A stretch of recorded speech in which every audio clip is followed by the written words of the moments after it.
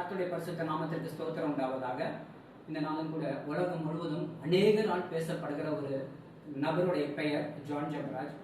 அவரை குறித்து பலவிதமான விமர்சனங்கள் இந்த உலகத்தில் எழுப்பிக் கொண்டிருக்கிறது.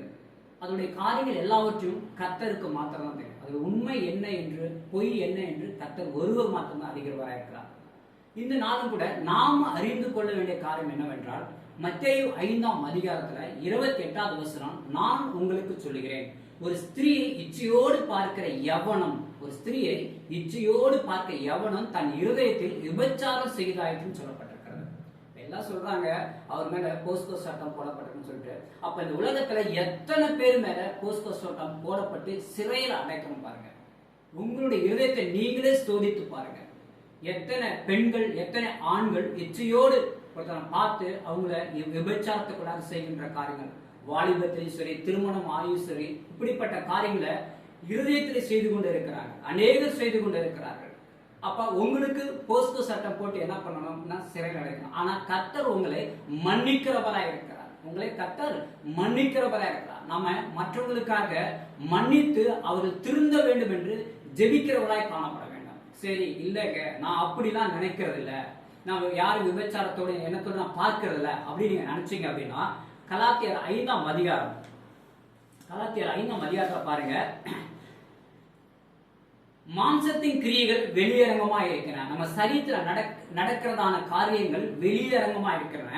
அவையாவன விபச்சாரம், வேசித்தனம், அசுத்தம், காமவிகாரம், விக்கிர ஆராதனை, பிலிசுனியம், பகைகள், விரோதங்கள், வைராக்கியங்கள், கோபங்கள், சண்டைகள், பிரிவினைகள், மார்க்க பேதங்கள், பொறாமைகள், கொலைகள், வெறிகள், களியாட்டங்கள், இவை முதலானவைகளே.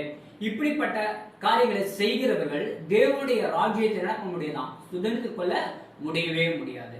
இப்படிப்பட்ட காரியத்துல ஏதாவது ஒரு காரியம் உங்களுக்கு இருக்கிறதா என்று நீங்களே சொல்லி பாருங்க. இந்த உலகம் உங்களுக்கு தண்டனை கொடுக்காது. ஏன்னா நீங்க ஒருவேளை உங்களுக்கு சப்போர்ட் யாராவது இருக்கலாம், இல்ல ஏதாவது ஒரு காரியத்தை நீங்க என்ன பண்ணலாம், தப்பிச்சு போகலாம். ஆனா தேவனுடைய ராஜ்யத்தை நீங்க என்ன பண்ண முடியாது, சுதந்திரத்துக் கொள்ள முடியாது. உங்களுக்கு என்ன நியமிக்கப்பட்டிருக்குன்னா, நரகம் நியமிக்கப்பட்டிருக்கிறது, அக்கினி கடல் நியமிக்கப்பட்டிருக்கிறது.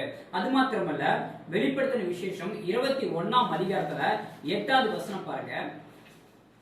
வெளிப்படுத்தின விசேஷம் 21ஆம் அதிகாரம் 8வது வசனம், பயப்படுகிறவர்களும் அவிசுவாசிகளும் அருவருப்பானவர்களும் கொலைபாதகரும் விபச்சாரக்காரரும் சூனியக்காரரும் விக்கிரகாரனைக்காரரும் பொய்யர் அனைவரும் 2ஆம் மரணமாகிய அக்கினியும் கந்தமும் எரிகிற கடலிலே பங்கடைவார்கள் என்று சொல்லப்பட்டிருக்கிறது. பாருங்க, கிறிஸ்தவர் என்று சொல்லுகிறவர்கள், புறஜாதிகளை விட்டுருங்க, கிறிஸ்தவர் என்று சொல்லுகிற வேதத்தை நம்ம படிக்கிறோம், இது எல்லாவற்றையும் அறிந்து கொள்கிறோம். ஆனா நம்ம என்ன பண்றோம், மற்றவர்களை குறித்து நம்ம என்ன பண்றோம், பல காரியங்களை பேசுகிறவர்களா இருக்கிறோம். அவங்க இப்படி செஞ்சுட்டாங்க, அவங்க அப்படி செஞ்சுட்டாங்க அப்படின்னு சொல்லிட்டு அப்படி பேசுகிற போது நாம எப்படிப்பட்டவர்களா இருக்கிறோம் என்று சோதித்து அறிந்து பாருங்க.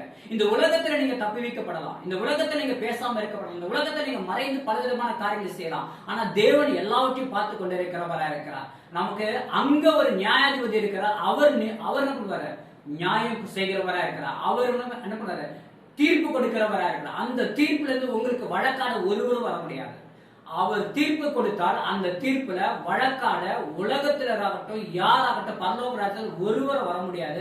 அப்ப நம்ம எரிகிற அக்னி கடல் தான் போகப்படணும். இதனால நம்மளே சோதித்து அறிந்து நம்ம ஒழுக்கம் உள்ளவர்களாக, நீதி உள்ளவர்களாக, மற்றவர்களை மன்னிக்க முடியாத ஜெபிக்கிறவர்களாய் காணப்படுவோம். அவங்க திருந்தணும் ஜெபம் பண்ணுங்க. அப்பதான் நம்ம ஜெபத்தை கர்த்தர் நம்மளை என்ன பண்ணுவாரு, கேட்டு நம்ம ஜெபத்தை என்ன பண்ணுவார், அவர் ஏற்றுக்கொண்டு நம்ம பாவம் செய்யும்போது நம்மளே பார்த்து அவர் மன்னிப்பார். நம்ம மற்றவங்களுக்காக மன்னித்து அவங்க ஜெபம் பண்ணும்போது நம்முடைய பாவத்தை மன்னிப்பார். யார் தவறு செய்தாலும் கர்த்தருக்கு தெரியும். அவங்க என்ன சூழ்நிலை செய்யறாங்க, எப்படி செய்யறாங்க, அதெல்லாம் கர்த்தருக்கு தெரியும். கர்த்தர் அவங்களை மன்னிக்கிறதுக்கு எவ்வளவு சான்ஸ் இருக்குது, நமக்கு தெரியாது அவரு, தெரியுங்களா? ஆனா நம்மளை கர்த்தர் மன்னிக்கணும், அதுக்கு நம்ம பாத்திரமானா இருக்கணும். அப்படிப்பட்ட கிருபை பெற்ற பிள்ளைகளா இருங்க. கர்த்தர் ஆசீர்வதிப்பார். கர்த்தர் உங்களை பலப்படுத்துவாராக. ஆமென். ஹல்லேலூயா. Glory to Jesus.